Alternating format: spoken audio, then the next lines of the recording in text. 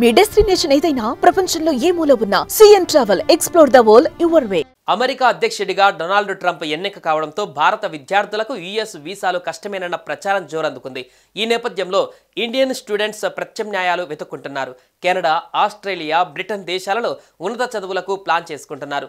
అయితే తమ దేశానికి వచ్చే విదేశీ విద్యార్థులకు బ్రిటన్ చేదు వార్త చెప్పింది. స్టూడెంట్ వీసా కావాలంటే బ్యాంకులో మునుపటి కన్నా ఎక్కువ డబ్బులు చూపించాలని అంటోంది.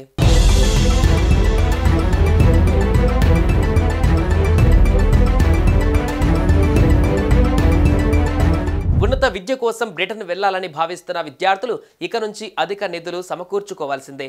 యూకే స్టూడెంట్ వీసా కోసం దరఖాస్తు చేసుకునేవారు మెయింటెనెన్స్ మనీగా చూపించవలసిన మొత్తాన్ని బ్రిటన్ ఏకంగా 11.17% పెంచేసింది.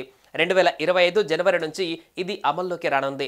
ఇక నుంచి విద్యార్థి వీసా దరఖాస్తులు తమ బ్యాంకు ఖాతాలో 13,347 పౌండ్లు అంటే మన కరెన్సీలో దాదాపు 14,40,40,000 రూపాయలు మెయింటెనెన్స్ మనీగా చూపించవలసి ఉంటుంది.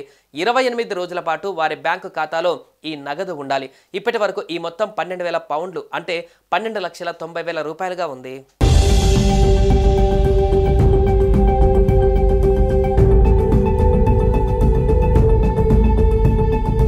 బ్రిటన్లో పెరుగుతున్న జీవన వ్యయాన్ని దృష్టిలో పెట్టుకుని మెయింటెనెన్స్ మనీ కూడా పెంచినట్లు నిపుణులు అంచనా వేస్తున్నారు.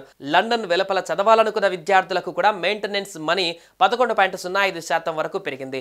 లండన్లో కాకుండా ఇతర ప్రాంతాలలోని యూనివర్సిటీలలో చదివేందుకు విదేశీ విద్యార్థులు ఇప్పటి వరకు 9,207 పౌండ్లు మెయింటెనెన్స్ మనీగా చూపించేవారు. ఇక నుంచి ఈ మొత్తం 10,224 పౌండ్లకు పెరుగుతోంది. అంటే ఒక్కసారిగా 9,90,000 నుండి 11 లక్షల రూపాయలకు అమాంతం పెంచేసింది యూకే ప్రభుత్వం. 2025 జనవరి నుంచి ఇది అమల్లోకి వస్తుందని బ్రిటిష్ ప్రభుత్వం అధికారిక వెబ్సైట్ పేర్కొంది.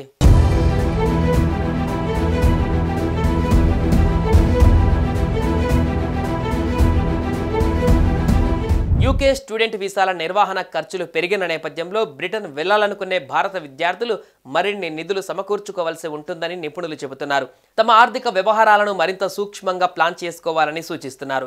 నిర్వహణ ఖర్చుల భారం నుంచి ఉపశమనం పొందాలంటే స్కాలర్షిప్లు సంపాదించాలని సలహా ఇస్తున్నారు.